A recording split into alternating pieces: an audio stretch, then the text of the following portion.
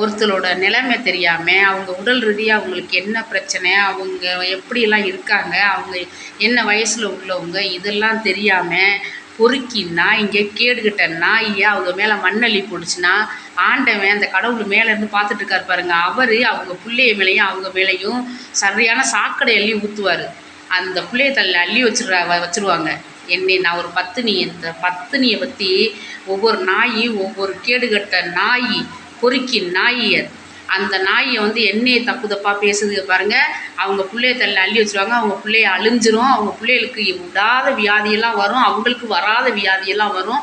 அந்த ஆண்டவன் அள்ளி அள்ளி போட்டு அள்ளி நிறையா போட்டு தட்டு நிறையா கொடுப்பேன். நல்லாவே இருக்க மாட்டாங்க, நாசமாக போயிடுவாங்க.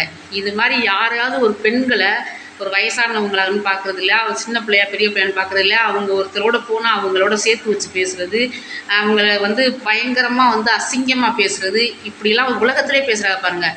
அவங்க எல்லாருக்கும் தான் சொல்கிறேன், நாய்ங்களா, தெருவில் பொறுக்கி திங்கிற நாய் கூட நன்றி இருக்குது நாய்ங்களா, நன்றி கட்ட நாய்ங்களா, என்னையை பற்றி பேசுனீங்கன்னா கடவுள் உங்கள் பிள்ளைய தலையிலையும் உங்கள் தலையும் அள்ளி அள்ளி வைப்பேன்.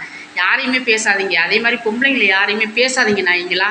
அவங்க அவங்க வேலையை பாருங்கள். இப்போ நான்லாம் என் வேலையோடு நான் பார்த்துக்கிட்டு இருக்கேன். யாரை பற்றி நான் பேச மாட்டேன், யாரையும் கண்டுக்க மாட்டேன். தனியாக உழைச்சி திங்கிறவங்களை பார்த்து போராமப்படாதீங்க நாய்ங்களா, நாய்ங்களா, கேடுகட்ட நாய்ங்களா.